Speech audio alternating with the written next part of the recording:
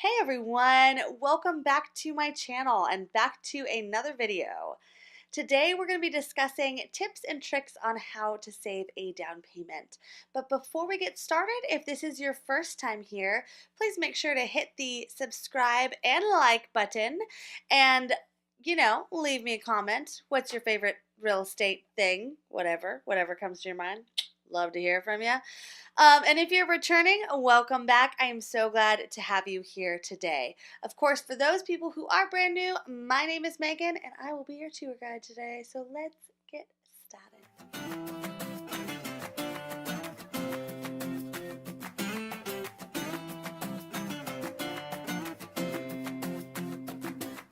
All right, so let's talk about money. And what I will start by saying is whether or not you have some or don't have very much right now, these are tips that you can use whether you're buying a home or whether you're saving for a vacation or whether or not you just want to start saving money because you've never done it before and you're like, it's time to start. It's time to get started. Let's do it today. So, a few tips on how to get started in that endeavor. First, it's to understand how much you are actually looking to save, and then kind of work backwards a little bit. So you're going to determine how much you want to save and then what that looks like in comparison to what you currently spend. So for the sake of math, let's just pretend that you're saving $100, lowest down payment in history. If you made $1,000 a month and that worked out to your 10%, then you would easily have a good number to start with. However, we all know that sometimes it can be hard to take 10% of your overall money when things are tight or maybe your budget's already really maxed out and you want to try to find a way to save, but you're not exactly sure what the best way is. So, to start, one of the best things I think you can do is open a brand new bank account, not a savings account, not attached to your checking account. Don't get online banking, don't get a debit card, and start depositing your savings money in there. If you have a tangible way to take money out in case of a major emergency, great. It's your money, you can go get it, but it should not be accessible for you to pull that money out. So you don't want to make it so you have a digital method to, hey, I know I have $5,000 in this other account over here. Great, I have my debit card with me. Let's go shopping. I've been wanting some new shoes. No, you want to make sure that you're out of sight, out of mind, right? You want to make sure that money is far away from you as it could possibly be while still having access to it in the situation that there's no other option and you have to pull from that fund.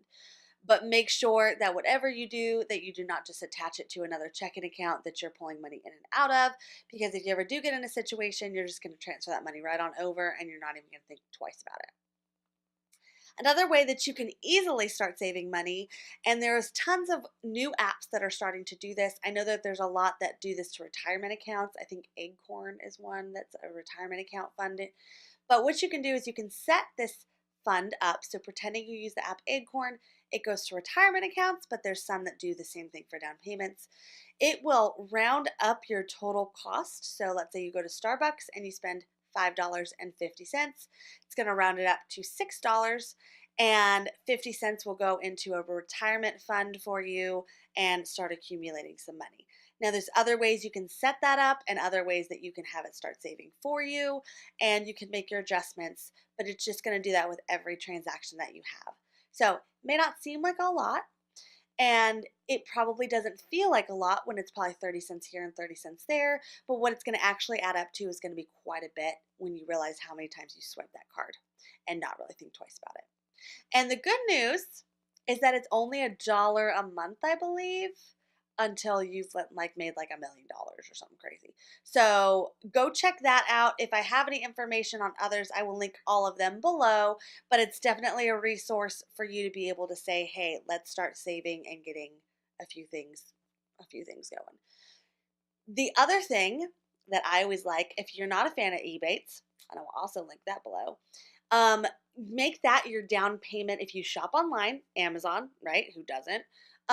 And you're going to spend that money anyways. It's not going to give you anything back for not spending that money. So if you go to Amazon and buy something without the Ebates code, it's going to cost you the same. But if you use Ebates, it's going to give you a small percentage of every sale that you make online. And this is for most retailers. So Target, Kohl's, a lot of the big ones will all participate with Ebates in order to make this happen, and then you will get a check. There's no reason not to use it. It does not cost anything. The way that Ebates gets money is that they take a small percentage of this total percentage that they give back, and it's free marketing for these other companies, and they want to be able to market their products better. So they give good rebates for it, and literally you get a check in the mail. It is not a gift card. It is not fictitious money. It's not coupons. It's an actual check you deposit into your bank account. What I recommend doing is taking those checks and going right into that separate savings account that you have for recording your savings in, and then not seeing it. But it's not money that you're going to miss because you never really got it before in the first place. So it's just extra savings. I also think a really great way to save for a down payment is to sell off things that you may not necessarily need. So if you have something that you've carried for a long time that doesn't bring you value any longer and you don't use it and you have not used it in a very long time, it's not a family heirloom and you don't need it for your profession, time to get rid of it. If you have jewelry that you've loved, but guess what? You haven't worn that diamond ring in 15 years and you don't certainly need it now and it wasn't your great grandma's, then maybe you should look at selling it. Maybe you have a purse that you don't need anymore. Maybe you have a camera you don't need anymore. TVs are great. Anything that you can provide value to and it's just taking up space, you don't even want to move it anyways because it's just going to be more you have to move and then you're going to have to get a bigger U-Haul. That's going to cost you more money. So perfect time to start liquidating and selling the things that you do not need. And then where's that money going to go? You're going to cash that check. You're going to get that cash from that camera you sold, and it's going to go right in that savings account that you're not going to look at or see. And lastly, the best thing that you can do to save money is just make a conscious effort to, if you have a little side job that you want to do, or you have a little bit of extra money at tax time maybe, or anything that comes into play that you get this extra cash, even if you don't take all of it and put it in this down payment fund, make sure you're allocating a good bit of it to there. And once again, it's money you didn't really plan on. It's money you didn't really know that you had coming, or it wasn't affecting you that you didn't have it in the previous months. Then it's something that you can easily set aside and try to save for. And the good news is after about 12 months, you're going to be very surprised at how you've improved your life by just having this extra money.